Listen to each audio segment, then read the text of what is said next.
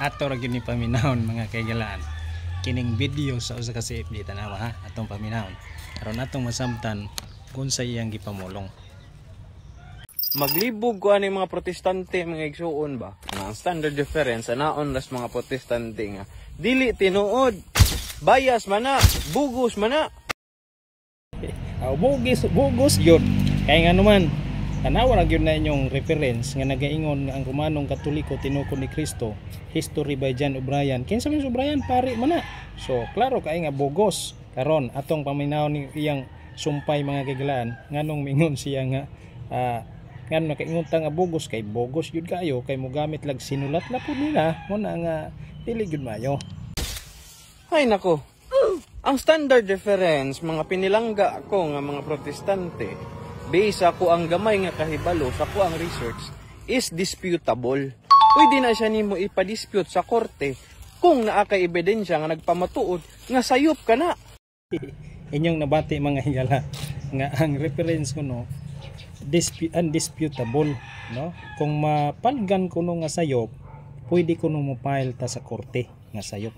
Nganong mo file man mga higala nga lahi man ang gitawag nga ecclesiastical o kining gitawag nga state, kay ang ecclesiastical di amo na sa church religion, lahi sila nga bahin. Pero gamit kag history kung imong tan-awon no nga maka-prove nga sayop kini bisan pag dili i-file sa korte kay naa may mo prove nga sayop ang history nga nagtudlo og dili insakto nga wala mag-support sa Bible.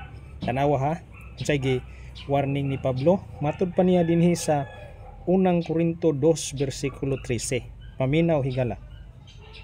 Busa sa atong pagsaysay sa espirituhanong kamatuoran alang ni adtong nakabaton sa espiritu sa Dios, wala kita magtudlo gamit ang mga pulong sa kaalam sa tao, kundili sa mga pulong nga gitudlo sa Espiritu Santo. So giwarning ni Pablo nga dili gyud na angayan no, kung maghiskot nga ni tag espirituhanon nga kahimtang dili gyud angayan ang kasaysayan higalas pagpamatuod tungod kay kini siya langitnon nga mga kamatuoran diin nagtudlo kini sa kinabuhi ug sa kamatayon. Dili ni madag history sa mga bugos nga magsusulat nga inyo ra pong mga kauban. Unsa pa may giingon ni Pablo padayon nato sa unang Korinto 2 bersikulo 4 ug 5. Paminaw ha, maayong balita Biblia nagaingon, ang akong pagpanudlo ug pagwali dili pinaagi sa madanihong mga pulong sa tawhanong kaalam, kundi pinaagi sa pagpasundayag sa gahom sa Espiritu sa Dios. Bersikulo 5, aron ang inyong pagtuo dili mag-agad diha sa kaalam sa tao kung dili sa gahom sa Dios. Kanang inyong simbahan nag-agad mangyud na sa kaalam sa tao nga inyo ra pong kauban, so gitawag bugos.